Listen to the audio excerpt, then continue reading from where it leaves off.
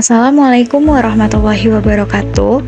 Perkenalkan, nama saya Fatona Fahzi Hasibuan dengan NIM 21031013. Saya merupakan mahasiswi program studi pendidikan biologi Universitas Negeri Padang.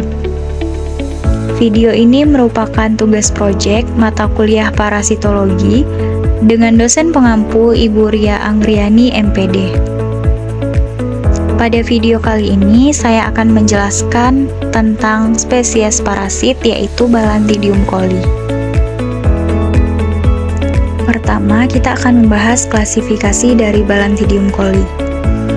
Balantidium coli ini berasal dari kingdom Animalia, filum Ciliopora, kelas Lithostomata, ordo Trichostomata, famili Vestibuliferida, genus Balantididae, spesies Balantidium coli. Balantidium coli adalah sejenis parasit protozoa ciliata yang dapat menginfeksi usus besar dan menyebabkan penyakit balantidiasis. Balantidium coli ini juga merupakan protozoa usus manusia yang paling besar.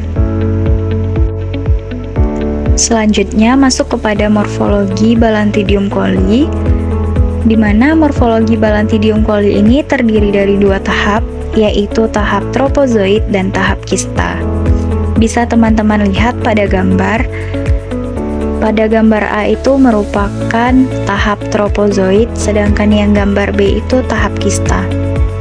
Nah, pada tahap tropozoid memiliki dua inti, yaitu inti makronukleus yang berbentuk seperti buah zaitun, dan inti mikronukleus yang terletak di dalam inti makronukleus.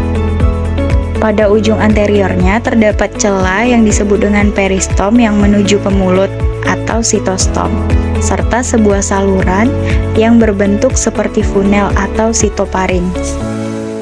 Sedangkan pada ujung posteriornya terdapat sebuah lubang anal atau sitopik.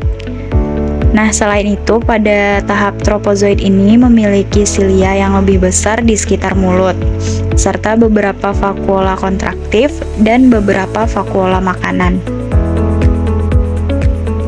Nah, sedangkan pada tahap kista itu sebaliknya, berbentuk bulat dan memiliki dinding kista yang tebal dan transparan.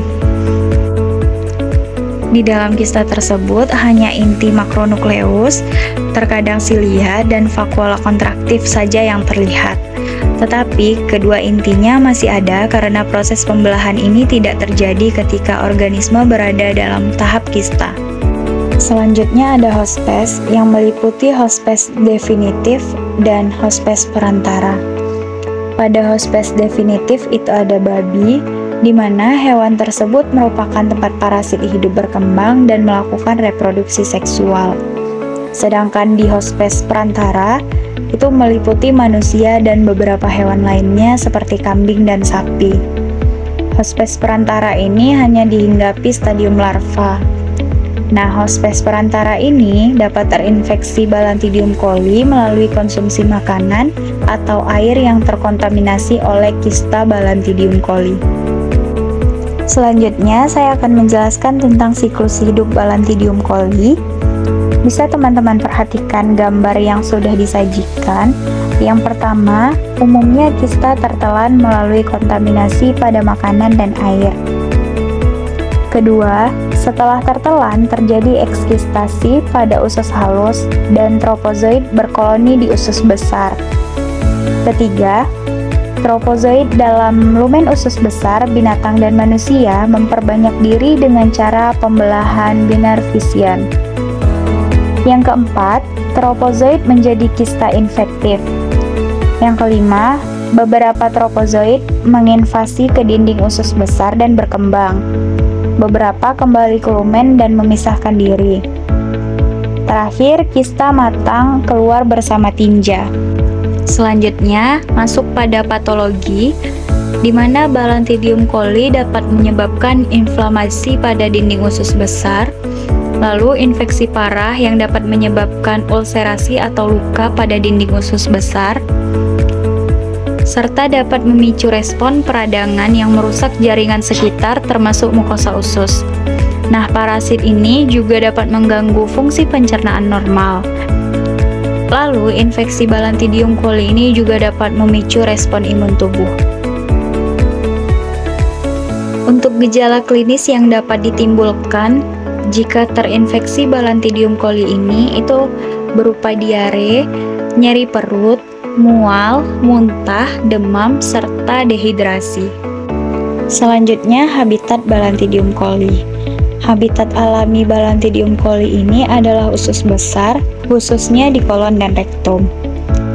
Untuk distribusinya, Balantidium coli ini didistribusikan di seluruh dunia, namun kurang dari 1% dari populasi yang terinfeksi.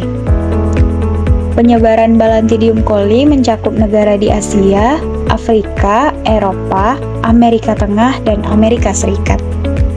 Selanjutnya ada pencegahan. Untuk mencegah supaya kita tidak terinfeksi oleh parasit Balantidium coli ini, kita dapat melakukan beberapa cara. Yang pertama, mencuci tangan secara teratur menggunakan sabun dan air bersih, terutama sebelum makan dan setelah menggunakan toilet. Yang kedua, memasak makanan secara menyeluruh, terutama daging dan produk hewani lainnya yang mungkin terkontaminasi. Yang ketiga, air minum sebaiknya bersih dan aman, misalnya dengan mendidihkannya atau menggunakan sumber air yang terpercaya. Keempat, menggunakan toilet yang higienis dan fasilitas sanitasi yang memadai. Yang kelima, menghindari kontak langsung dengan tinja hewan atau manusia. Terakhir, ada pengobatan, di mana jika terinfeksi Balantidium coli atau yang biasa disebut dengan penyakit balantidiasis, dapat dilakukan pengobatan yang melibatkan penggunaan antibiotik tertentu, seperti metronidazole atau tetracycline. Lalu ada juga obat alternatif, seperti iodoquinol atau paromomycin, juga efektif untuk digunakan. Sekian yang dapat saya jelaskan tentang spesies parasit Balantidium coli. Terima kasih atas perhatian teman-teman semuanya. Jika ada salah saya dalam penyampaian atau penyebutan kata, saya mohon maaf. Assalamualaikum warahmatullahi wabarakatuh.